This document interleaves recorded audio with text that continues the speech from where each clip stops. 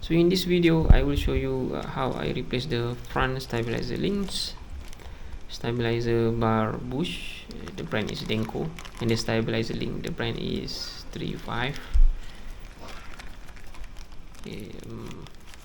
They are cheaper than the genuine Toyota. And then I also replace the control arm, the one that I have now in the car. They are 10 years old.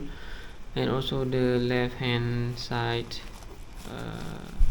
CV axle, the one that currently in with the car, it started making clicking noise when I'm reverse. And it is not a genuine Toyota, it was an OEM brand and was not cheap. So this is the left side. I remove the necessary nuts and bolts, the tie rod, and then the link, stabilizer link, nuts,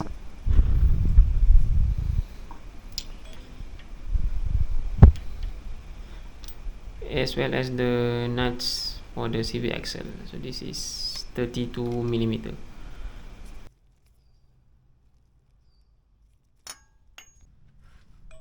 So this is to remove the cross member with the control arm attached.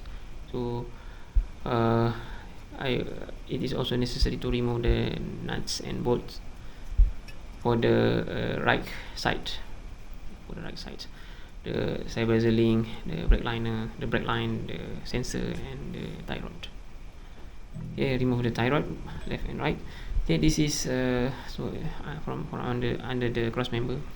You can see the nuts and bolts securing the rear engine mount, and as well as the steering rack. So these all were removed. They are 14mm.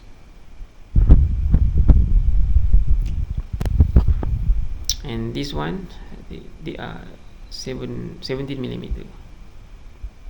So those are 17mm. And as well as the two nuts and one bolt for the ball joint, for left and the right side. This is the condition. Okay, I secure the steering rack using a rope. Okay. Steering rack stays there, and then I support the cross member using the floor jack.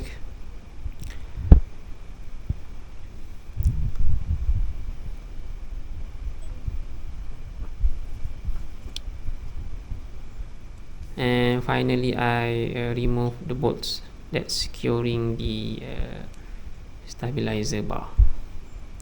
So they are 12mm. Okay, so without this condition you cannot access the nuts. I'm sorry, the bolts, the 12mm bolt. It is very tight space, so you have to have some space and remove the bolts. Okay, so when confirming that the cross member is no longer attached to anything, then I lower and took out the cross member. This is the cross member with the control arms. Okay, then next is the OEM CV axle. I hate it. It was expensive, so I tried to use the hammer and chisel method, but didn't work. So I use slide hammer. Okay, I use slide hammer and chain. This was easy. Only 3 strike. I managed to release the CV axle. Okay, and I put the catching pan down there. And after that, I put the use Toyota CV axle, and then refill back the drain CVT fluids, okay, through the dipstick, what should I call it? Okay, through the dipstick hole.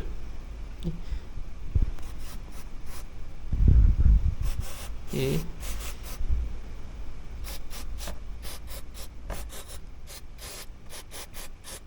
And then do some cleaning up. Later I confirm there's no leaking.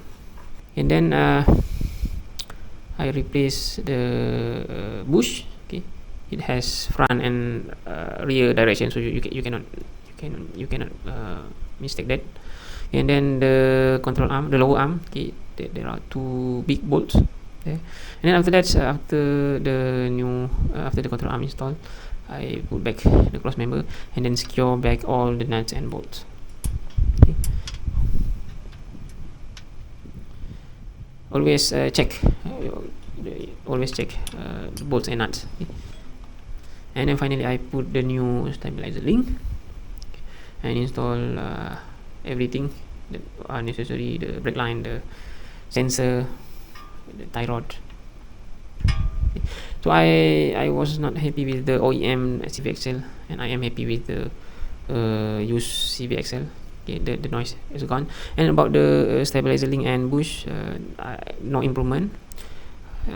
There's not so much improvement with this replacement, but I replaced them because they were already 10 years old, and I think the next project I will replace the steering rack because it never been touched yet. Okay, thanks for watching.